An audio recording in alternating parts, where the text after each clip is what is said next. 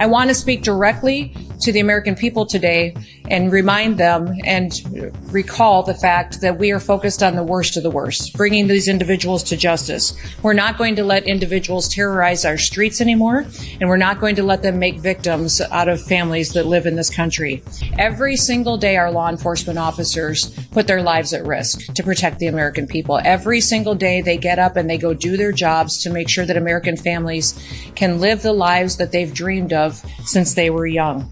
The left's anti-cop rhetoric has led to 1,000% increase in violence against our law enforcement officers. We have to stop the rhetoric that is allowing individuals the cover that they want to perpetuate violence against those who enforce our laws.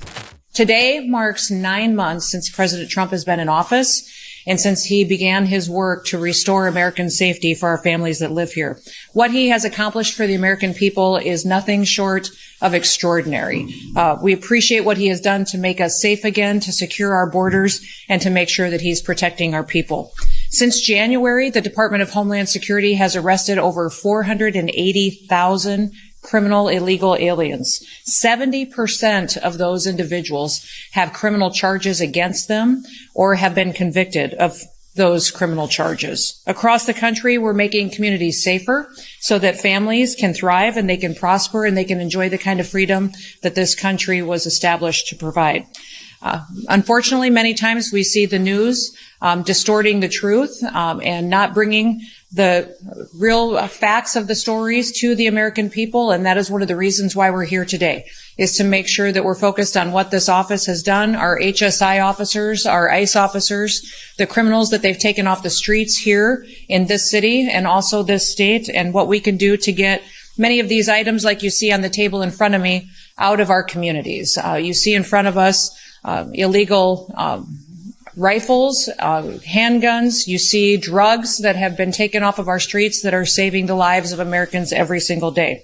I want to speak directly to the American people today and remind them and recall the fact that we are focused on the worst of the worst, bringing these individuals to justice. We're not going to let individuals terrorize our streets anymore, and we're not going to let them make victims out of families that live in this country. I'll give you some examples of individuals that were brought to justice here in Sarasota and in this area. The first one I'll talk about is a convicted murderer whose name is Eric Carlos Artiles Ramos, an illegal alien who was from Cuba.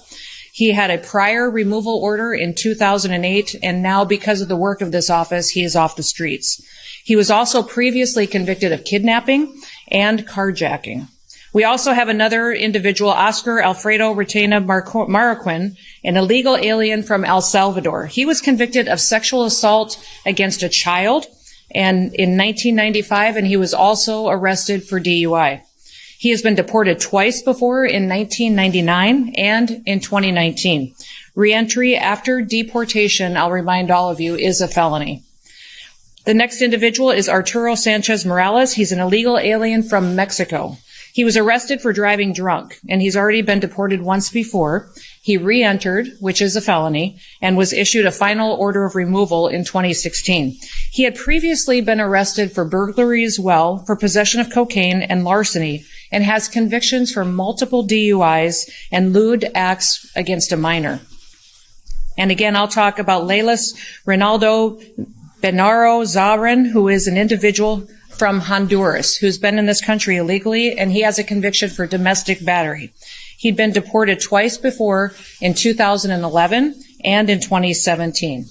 These individuals are just a handful of people that have been in this country creating victims out of American citizens that now those families do no longer have to worry about. Not only have they been brought into and incarcerated, but they're going to be brought to justice and pay for the crimes that they've committed. Every single day, our law enforcement officers put their lives at risk to protect the American people. Every single day, they get up and they go do their jobs to make sure that American families can live the lives that they've dreamed of since they were young. The left's anti-cop rhetoric has led to 1,000% increase in violence against our law enforcement officers. We have to stop the rhetoric that is allowing individuals the cover that they want to perpetuate violence against those who enforce our laws. Last month, we had an individual opened fire at an ICE facility. And we also saw victims from that attack that happened, not just against ICE agents, but also about detainees that were there at that facility. That individual, when he fired upon the building, created some victims. We lost 2 lives there. 3 individuals were hurt, and 2 died later on after that event. The suspect had anti-ICE written on the ammunition and on his bullet casings, proving that he had targeted against individuals that were working to keep our streets safe. Criminals are now even placing bounties on our law enforcement officers. This last month, the Department of Homeland Security arrested a criminal illegal alien and a Latin Kings gang member who placed a bounty on our U.S. Border Patrol Chief Greg Bavino. Still, they keep pressing on, and we've seen as well individuals on TikTok and other apps making threats against our law enforcement officers, putting bounties out on their head, and we will bring all of those individuals to justice. We will continue to bring murderers and rapists, those who perpetuate violence, pedophiles, gang members in our communities. We will go after them, bring them to justice, and we will save lives. The American people see this, and they see that President Trump is focused on making sure that our streets are safe and that our families have opportunities to raise their children in safe communities. In fact, recent polls have shown that 54% of Americans want illegals to be brought into justice, and they want to deport those who are in this country illegally. But 78% of Americans want these criminal illegal aliens brought to justice.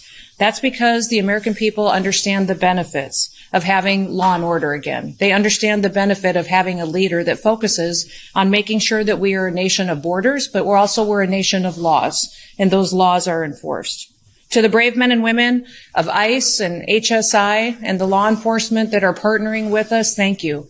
Thank you for all that you do to protect our country. Thank you for risking your lives for the American people and being willing to go out and stand for what is right, stand for law and order. And the American people are extremely grateful for that. To everyone else out there, I would ask you to please thank a law enforcement officer if you see them today. Cook them a meal for their family, support them, give them a word of encouragement. It's been 9 months since President Trump has been in office, and he's made an incredible difference for the American people. Let's make sure that those individuals who go out every single day and keep our streets safe, that they get the opportunity to be thanked for that as well. And with that, I will open it up for any questions that you may have. Yes. Thank you so much for coming. I understand that ICE is working with local law enforcement agencies, including Florida Highway Patrol, to carry out much of this enforcement. And then a lot of, at least here in Florida, a lot of the arrests are being made through picking up these folks for traffic infractions, for example, and holding them in jail. Can you talk about the partnership and how information is communicated between local law enforcement and ICE? Well, it's been fantastic to see the partnerships that we've had here in Florida, in this community, but also throughout the entire state. We have a program called 287G, which allows local law enforcement agencies to partner with us on enforcement activities. And that has been very beneficial to making sure that we're out there working together, cooperative, bringing people to justice, and then making those law enforcement officers involved in helping keep their communities safe as well.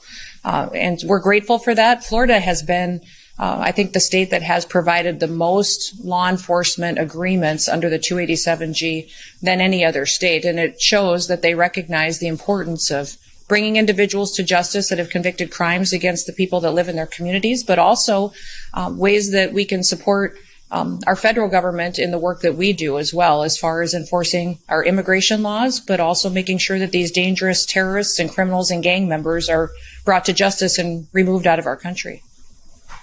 Yes. Why do you feel it's necessary to come all the way to Sarasota, Florida, to make these announcements? Considering this is just 4 of many arrests going on nationwide, and why specifically Sarasota versus going to Chicago or Portland? Well, I've been to Chicago and I've been to Portland and focused on supporting those law enforcement officers and operations there. I'm in Sarasota today because people don't get to hear the media cover these individuals that have been removed off of the streets, the good work that law enforcement officers have already done. Many times when I turn on the news and listen to the networks, they're not covering the victims anymore that we've lost because of these crimes. They're not covering the individuals that have been brought to justice. Instead, they're trying to demonize our law enforcement officers. So to talk about these individuals that have been taken off the streets and show how much safer the American people are, we can show that that work can continue. These individuals that I spoke about today are not on the streets creating more victims. There's still individuals out there, though, that we need to bring to justice. And this is a reminder of the work that we do, but that we need to continue that work and let these law enforcement officers know that they're appreciated.